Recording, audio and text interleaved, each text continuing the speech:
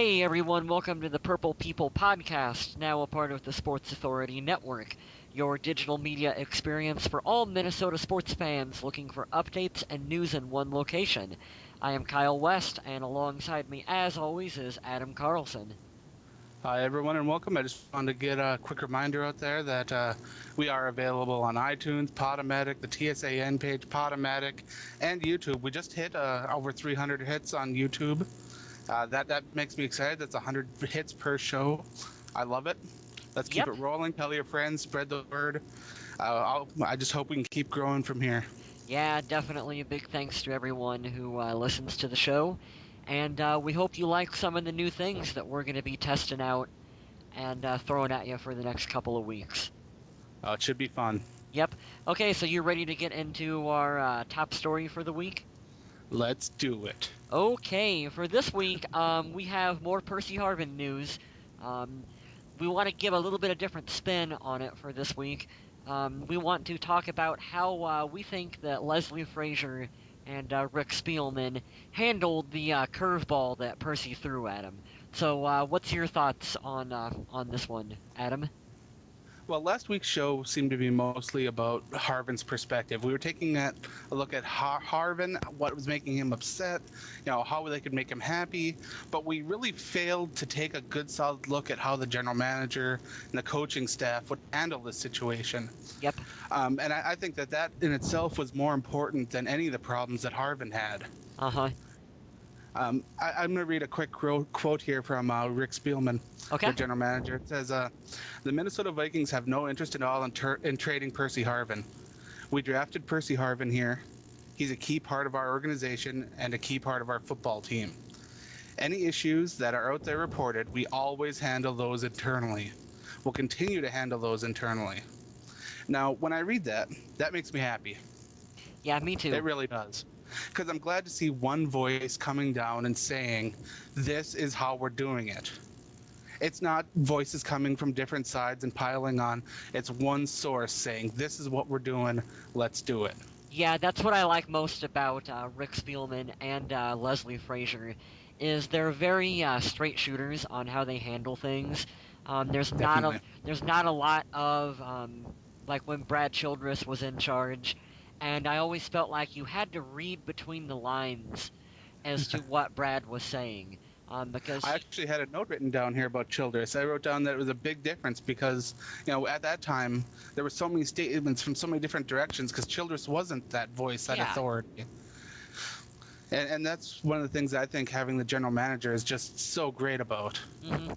And say what you will about Frazier, but he has done a pretty good job of dealing with some really strange situations. Sure has. In the short time that he's been with Minnesota. I mean, who honestly has to deal with the roof of the Metrodome falling in? And I mean, and just everything that he's dealt with, he deals with it, and his big line is, we are going to move forward from this situation, and the Minnesota Vikings are going to continue on. He never puts his players like under a bus, so to speak. He's always just takes the high road, and we're going to move on, and we're going to do what's best for the team. And I give them both credit for how they've taken care of this. Well, there was a lot of concern when Spielman became the GM that him being an authoritative type and Frazier being a player's coach, that it wouldn't really get along too well, that the chain of command would kind of just fall apart because they thought that Frazier might be a little bit too lenient with the players. But one thing that I saw here in this Harvin situation is Coach Frazier just completely backed Spielman every word of the way. Which is the way it should be. I mean, you don't want to have your front office fighting one another. They should be behind Rick Spielman, which they are. That's what they're doing. Well, we've all had that job where you got the big boss that comes in, he's in charge of everything. And then you got the middle boss. And when the middle boss isn't happy with that big boss and they're not on the same page, you can tell, and it brings the morale down with everybody. Yeah, totally. We've all been in that situation. And for a football team where you need that cohesiveness, just like in the workplace, it's a very important thing. And that's why I was so glad to see that. Yep, me too.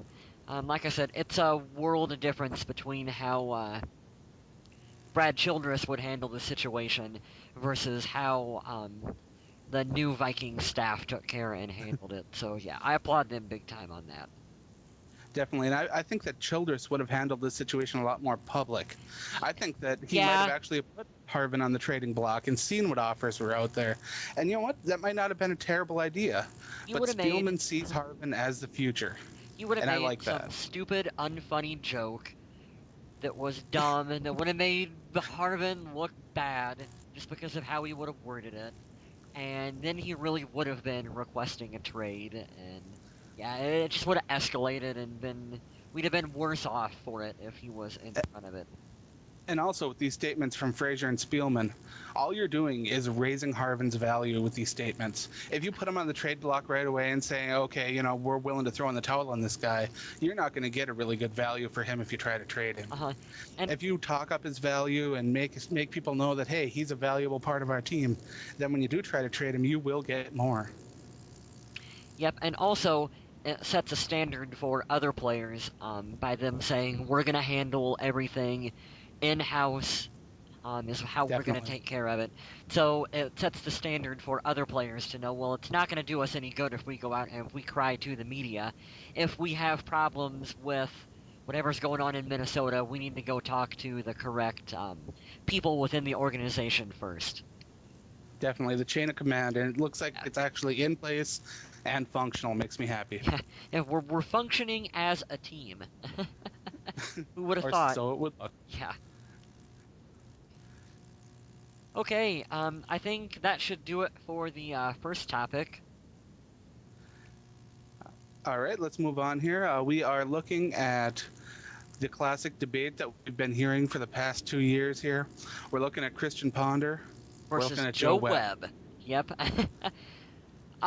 Let's talk a little bit about this competition. Spielman has already said, and rightfully so, that Christian Ponder is our guy. He is our number one quarterback. Joe Webb is taking reps as the number two, the backup quarterback on the team. Now, what I want to stress here is that I think the competition that Joe Webb can provide is only going to help Christian Ponder. It's good. Definitely. It's good for his development to have someone underneath him that could actually, if needed, step into a game and play at a high level, which Joe Webb has proven that he can do. Now, do I think Joe Webb could do that consistently on a week-to-week basis? Probably not. But he could step in, if needed, to fill in for Ponder. And I think that is definitely good for him. Now, I actually took a little bit of time and I wrote down some plus and minuses for each one. Okay. I want to see how you feel, if you agree with what I wrote. Okay, let's hear him. All right, let's start with Joe Webb. Okay. First of all, he's a very athletic player. Definitely. He makes a lot of plays with his legs. He's quick. Yep. His speed, with his legs and his mind, is very good. He can see when he needs to run, but there's something about that in the minuses here too. But he's got a good work attitude. Yep, and he broke that huge run out. What was that, last season? Oh, he had a couple good runs last season. Yeah, he had a couple good ones last season. Yep. He can make plays with his legs without a doubt. Yep. But some minuses for him are his accuracy. He still hasn't had a good time sitting there, setting his feet, making a pass accurately. Yeah, and in his defense, he hasn't really worked solely as a quarterback until this offseason. He's always been a wide receiver / quarterback, or that dumb Blazer package thing is what they had him working on, which, thank God, we are never going to see that again in Minnesota. But now that he's finally getting reps as strictly a quarterback, that should help him improve his accuracy and whatnot. Oh, yeah, it's going to be huge for his development. The other things he can work on during this time are his reads. Yep. He makes some pretty bad reads as far as, reading blitzes and seeing defensive packages. He also needs to work on going through his progressions. Yep. Because what we saw last year when he had to play was he was locked onto one receiver, and he was making that pass no matter what. Yeah. And if that wasn't there, he was running. Yep. Times that wide receivers were wide open, and he just wasn't looking. And those are all issues that... And this is why I say that he would never be, like, your answer long term as a number one starting quarterback is that I'll say not yet. yeah, is that I don't think he's never going to turn into like a Peyton Manning back there in the pocket. But No, I do that think kind of that skill set. yeah, he's definitely more skilled than Tavares Jackson, I would say. They both have their positive and their negatives. Like I have my Yeah, last witness for Joe Webb down as his pocket presence, yeah. because that's what we're talking about. That's when he takes off running, but when he sees that first read or when the first progression isn't there, makes his first check, not there, run. Here's what I like about Joe Webb. He's got that swagger that a quarterback should have. He's got Oh, definitely. a little bit of that it factor, like where you can tell players want to gravitate towards him, fans want to gravitate towards him, and he's got more raw skills and raw talent than what I think a Tavares Jackson would have. So Yeah. that's why I would say that I would roll with him over T-Jack as a backup or even a short-term um, starting quarterback any day of the week. I think one of the main reasons why fans love Webb is because he's exciting. He is definitely you never exciting. know what's going to happen when he's on the field. Yep. He could break a run. He could make a bomb down the field because he does have an arm. Yeah. He just needs to work that accuracy and the reads and the progressions and all that stuff. Yep. Now let's talk about Ponder here. I've got for pluses for him. He's very smart. Definitely he's got that high football smart. IQ. Yep. He's got an accurate arm. Yep. He's got pocket awareness. He knows when that pocket is there. He knows when he has to run. He knows when he has to, throw a ball away. And I'm sure we'll see a lot more of that this year, him throwing the ball away rather than trying to force a play. Yeah, although let's not sell him short on his ability to run. He's not at quite what I think Joe Webb can do when he gets into open spaces. But no, I don't think Ponder, it's the same there. Ponder proved that he could almost channel a little bit of Fran Tarkington a little bit and scramble around back there and make people miss and move that pocket and prolong plays. And I like that quite a bit from him. Definitely. Although he does need to calm down and stay within that pocket, and having an improved offensive line should help him do that. Well, you just hit my first Ponder minus. Yeah. He's impatient. Yeah, he is. And he wants to make a play, and he wants to make it now. He wants to win now. And for him, that's not something he can do. He needs to sit there. He needs to make the play, make the reads, not take the first thing that he sees. He needs that patience. Yeah. How much of that do you write off as rookie mistakes? Because I would say a lot of that is just him being a rookie. Like, he'll calm down the more he gets acclimated with the offense and with the team and whatnot.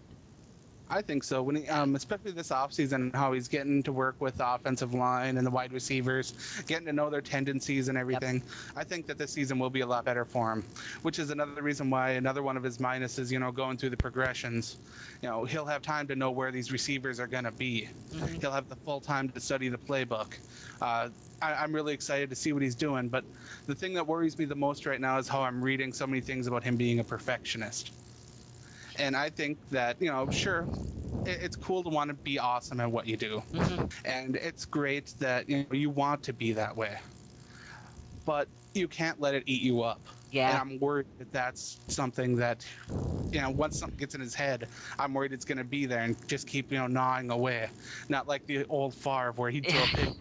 Make the same pass. Yeah, I was just waiting. That was what it was. I was thinking that when you said perfectionist, I was going to say that Brett Favre always had that ability to, no matter how bad he was playing, he could throw 4 interceptions back to back to back to back, and then he could come out there and throw a touchdown pass, and it would not affect him one bit. Like, as a starting quarterback, you have to have a short-term memory loss when it comes to some of those bad interceptions. Like, you can't let it get to you.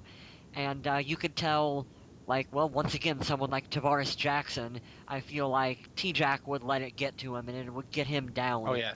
And Ponder, he's a perfectionist, but like you said, he's smart, and I think he understands that if I throw a shitty interception, he'll bounce back from it. You know what I mean? Right. Yeah. Definitely. Another thing that I want to talk about was the Wildcat packages that you mentioned, that Oh, Blazer package. do we have to? I am not a fan of that package No, at all. neither was I. I like the idea of getting Webb on the field. I like it. Yeah. But I don't like the idea of this Wildcat package where they're pulling Ponder off the field. All it's going to do is disrupt the flow of the game and Ponder's rhythm. It's just not going to work out well. I could see Webb being a very solid backup quarterback, when he matures. Yep. Or if the Ponder project here fails, Webb could play. He could do it. Yeah, I have faith in that. He could. He'd be a good bridge quarterback to bridge the gap between getting someone who could play at a higher level for longer periods of time than him. But I really like Joe Webb. And like you said, just his natural skill set that he has makes him really interesting to watch when he's out there on the field. And it's good for Ponder to have someone like that instead of Definitely. an old, kind of like what the Jets did with having Mark Sanchez, and then they had ancient Mark Brunell sitting behind him. Mark Brunell is not pushing anyone to do anything. And God bless Sage Rosenfels for being on the team and being that veteran leader, but Sage isn't pushing anyone to really do it. Not in the way that Joe Webb can kind of. There's a bit of a really Sage's role, though. Well, no, it's not. But I mean, you get what I'm saying with it. Right, he's not going to make a push for that starting quarterback job. He's not going to put pressure on Ponder to lose the position. It's not going to happen. Yeah, and if he was to play like absolute crap for 8 games in a row, would they put Joe Webb in? I don't know. I can't say with 100% certainty that they would bench Ponder to put Webb in, but there's always that possibility that if things get really, really bad, that they could go to that. It's possible. Yeah. Well, another nice scenario too is, okay, let's say Christian Ponder comes out, plays lights out, we don't have to worry about him anymore, right? Uh-huh. Well, Joe Webb, let's say he continues developing and he becomes, a really good backup quarterback. They could have value there for him. Yeah, in a trade situation. I know that's not something fans want to hear because they love having Webb on the team because he's so exciting and so interesting, but you got to think of this as a business. He is a value. And that's something that is important. Yeah, and you've seen all that it takes is just a couple really good games for a backup quarterback to be worth a lot on the open market. I mean, definitely. Look at what did Seattle pay for Matt Flynn? I don't have those numbers in front of me. And he got a nice contract. Yeah, he got a nice big contract out of that. And Matt Flynn started 2 games? Well, you see a lot of teams biting on that, the Kevin Cobb syndrome there. And he's getting pushed for the starting job there from John Skelton, so I don't know about that value there. Yeah, I was never, not to completely get off the subject of the Vikings, but Kevin Cobb, I was never a Kevin Cobb fan. And I remember a lot of Vikings fans saying that we needed to go for Kevin Cobb, and I was very, very adamant about not bringing him on the team. And I hate to say I told you so, but look at what he's doing or not doing out there in Arizona. And, we were wise in not doing the Kevin Cobb thing. Oh, definitely. That in that situation out there, I'm a John Skelton fan. I like him. I watched him playing college ball. Yeah. He's got the skill set to succeed. He just needs the coaching and and development time the same way Ponder does. Yeah. And that's something that I'd like to see happen. Yep.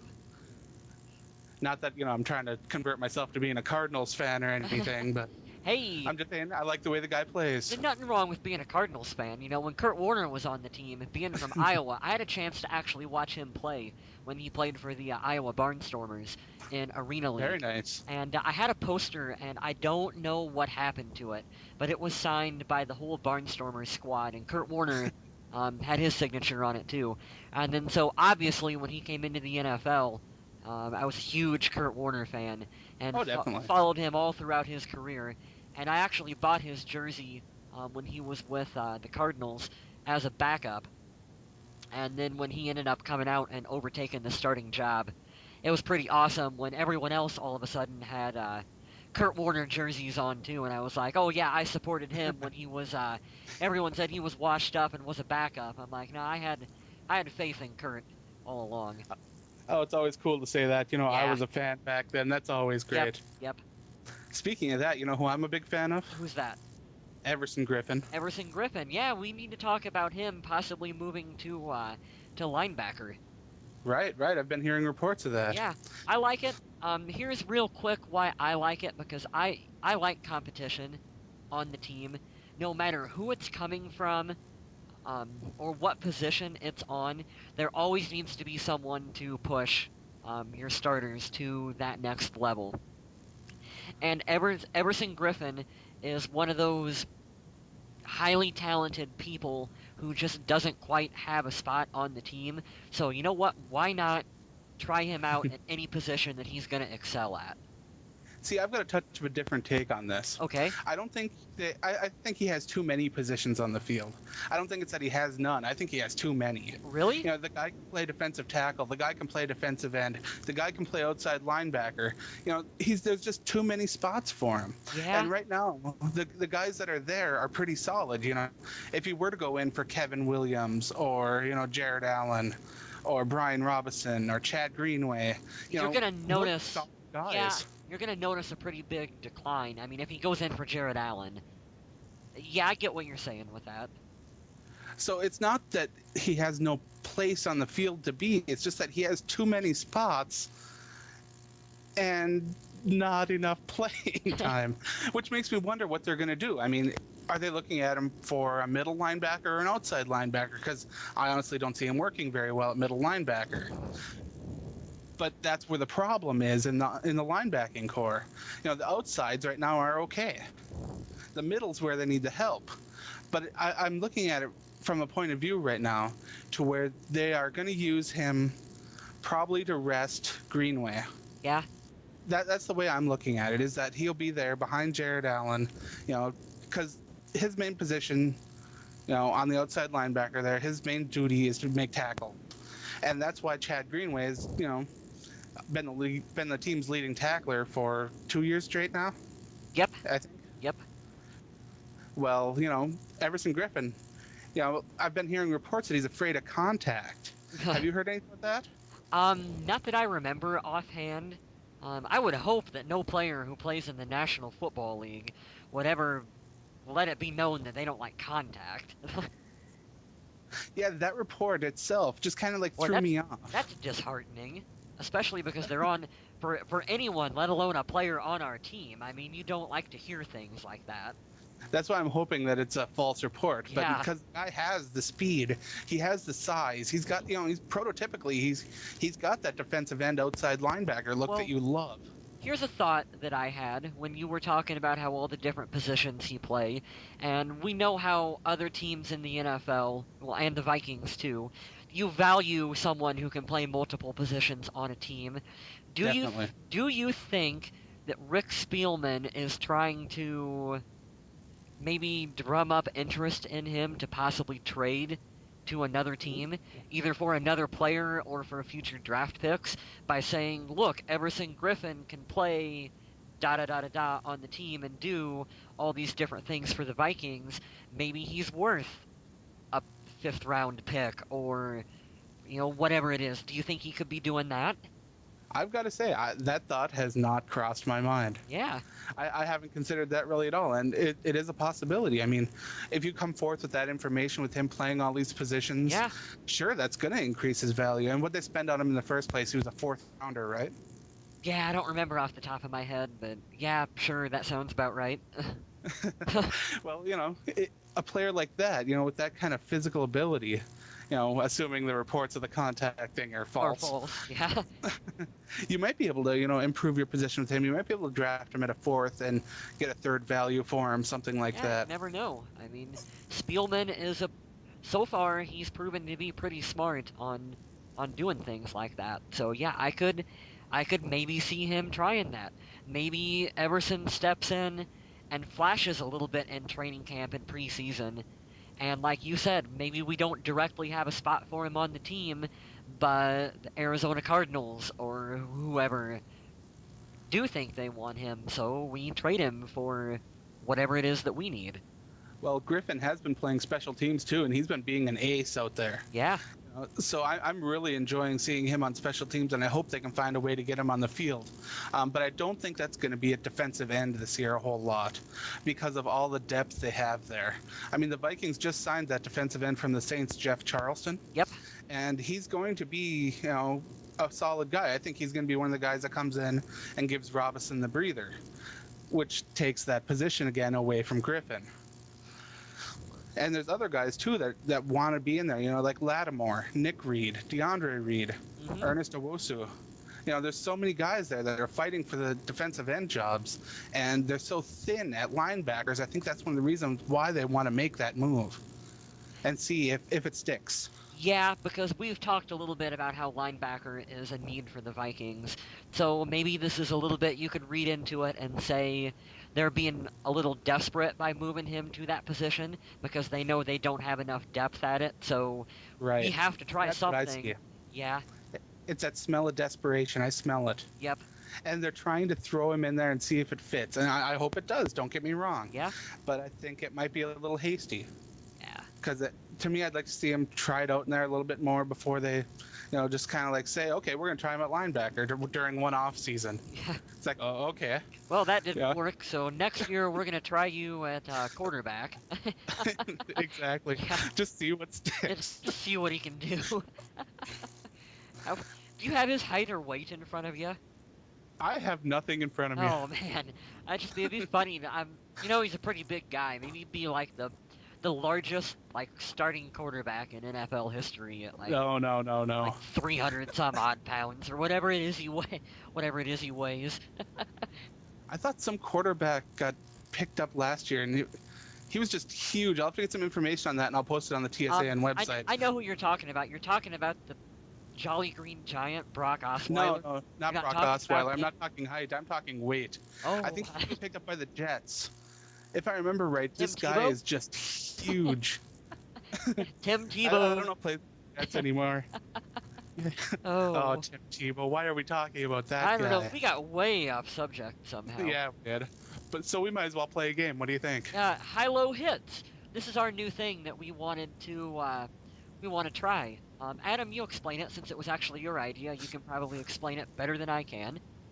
All right, what's going to happen is I'm going to make a statement to Kyle, and Kyle's going to make a statement to me. Yep. What we're going to say is whether we think that the number that we give, that was given to us, the number that was given to us is going to be higher or lower. Mm-hmm. So let's start. I'm going to start with Kyle asking me a question here. Oh, you make me go first. Okay. You're going to give me a statement, not ask me a question. Okay. I'm sorry. And some of mine have to do with numbers, and one of them doesn't. So just keep that in mind. Okay. So I've got a nice theme with mine, so let's keep it rolling. Mine has no theme whatsoever. Toby Gerhart will rush for 650 yards this season. Let's see. He's going to get a nice workload beginning of the season. They're going to sub him in pretty good. But I don't think he's going to quite get to 600. I'll put him at 500. I'm going to say lower. What do you think? I was going to go with lower too. And Adrian, and like I said, this is assuming that Toby is going to come in and fill in for Adrian for at least 2 or 3 games at the beginning of the season for a pretty sizable load. But I do expect him to come back, and he's basically Superman, and is probably just going to bounce right back onto the field and continue where he left off. Right. So I'm going to say probably 500, 550. Somewhere in there is what I'm thinking for Toby, realistically. All right, so we're both lower on there. Yep, we're both lower on that one. Here's my statement for you. Okay. Christian Ponder will throw 12 interceptions this year. Ooh, I am going to go with lower. He's going to throw 10. Ooh. Yeah. I like it. Yeah, I'm going to jump out there. I'm going to go over. You're going to go over? I'm going higher. I'm going 15 to 18. I'm in that range. Okay. I think he's going to make some developments. I think that because he had 12 last season, missed out on some games, at the beginning of the season. I think he's still going to have a positive touchdown to interception ratio, but I think he's going to have more than 12 interceptions. Here's why I'm going with 10. I think he is going to have a much improved receiving core who are going to help him out big time, where he's not going to have to try to fit the ball into Percy Harvin because there's no one else on the field who can catch the football. And having a full offseason behind him to learn the offense and work with coaches, I think it'll help him make better decisions. And so will Matt Khalil out there keeping people off from him. It all comes back to Khalil. Definitely, definitely. Yep. All right, hit me with one. Okay. Here's one I think you'll like. Percy Harvin will have 5 more touchdowns than Jerome Simpson. Ooh, let's see. I am going to go higher. You're going to say he'll have more than 5 touchdowns. I'm going to say then over top of Jerome. How many? Okay, by how many then do you think? I'll say 6. You'll say 6? Yeah, because that number is really close. Yeah. I am going to play the evil Vikings fan that Percy Harvin is going to absolutely hate. Jerome Simpson is going to have more touchdowns than Percy Harvin. Ooh, I like it. Yep. I think that is just what I think, because Jerome can be that deep threat that Christian Ponder is going to be more comfortable with just bombing that ball Dante Culpepper style out there. And Jerome Simpson has the skill set to pull a matrix move in midair and grab it and come down and turn it into a touchdown. Well, speaking about grabbing footballs, let's see, the Vikings defense will get 12 interceptions this year. Oh. How many did we have last year? Like 2? 8? I think we ended up with 8. 8? And so you're going to say we're going to have 12. I would actually agree. Am I allowed to just agree with the number 12? Because nope, it's not high, low, or even. It's higher or lower.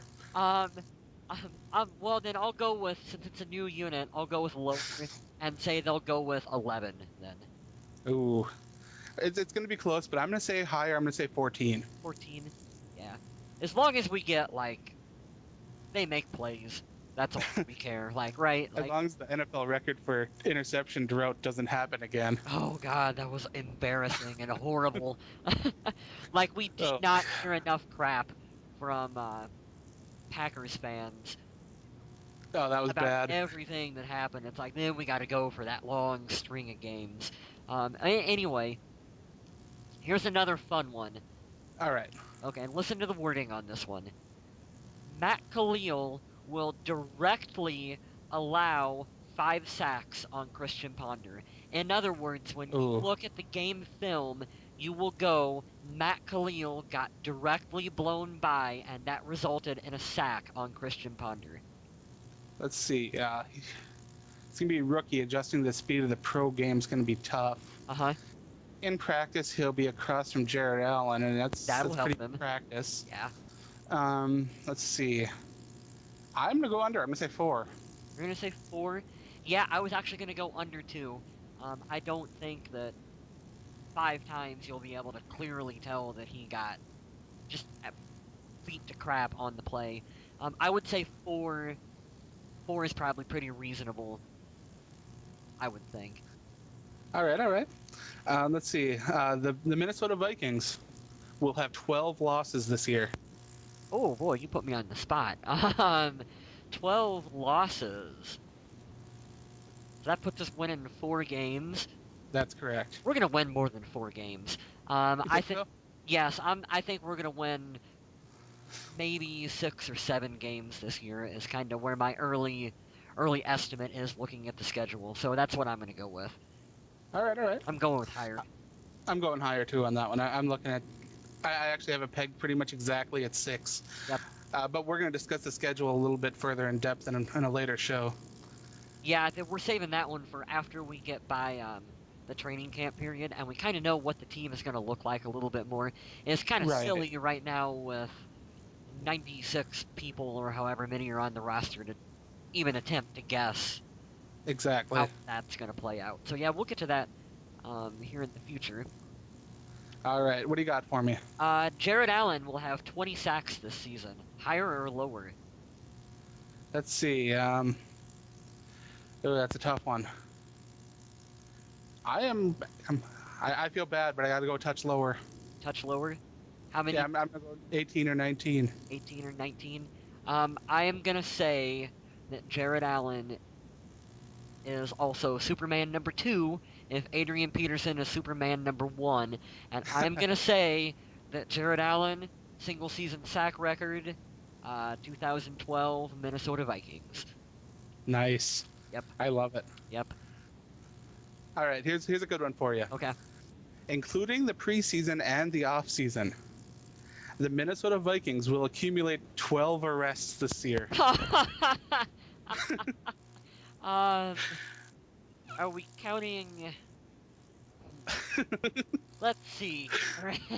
We got rid of Rhett Bomar. What was the quarterback who got it for drunk driving? Yep, Bomar. Rhett Bomar. So we don't have him on the team. No. But we do have Chris Cook. But That's hopefully true. he's learned the error of his ways. We got Cook, we got Simpson, we got Felton, we got some guys that could bring this Simpson, number up. Yeah, he could accidentally drop a bag of pot while he's making a catch. Hopefully not, but you never. I hope not to. Never know what could happen with that. What number did you say? 12. 12.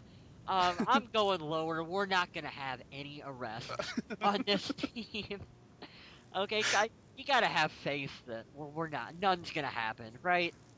I figured that'd be a fun one. It's lower, but I really hope it's lower. But I mean, we're not the Oakland Raiders here. We're not. We're at the old Cincinnati Bengals. Okay, well, you hit me with your funny one, so I got my funny one that I'm gonna hit for you. All right. Leslie Frazier will use the phrase, and I quote, "We just need to step up and make some big plays that will change the outcome of the game," at least 7 times this year during his post-game press conferences. He will say that after the end of at least 7 games. That is over. That's his favorite statement. I love it. You listen to those conferences, after each game, it's something like that. We could get blown out. We could 7-52 could be the score of the game, and Frazier's gonna stand up there and with a straight face tell, well, if we just step up and make some big plays, that'll change the outcome of the game for us. It's like, okay, Leslie. All right, let's see. One more each. How does that sound? Or was that your last one? That was my last one because I actually had a couple that you repeated. So all right. I'm all out. Oh. Okay. Adrian Peterson will rush for 12 touchdowns this year. 12 touchdowns? Yep. I mean, you could even assume that even if he's not at 100%, that if they're on 3rd and inches on the goal line, then you could put Adrian in, and even Adrian Peterson at 80% can still run through most people in the NFL. Or will they use Toby in that situation now? Well, or will they use one of our fullbacks? That's right. Yeah. Could be Rhett. Could be Rhett. Could be Everson Griffen.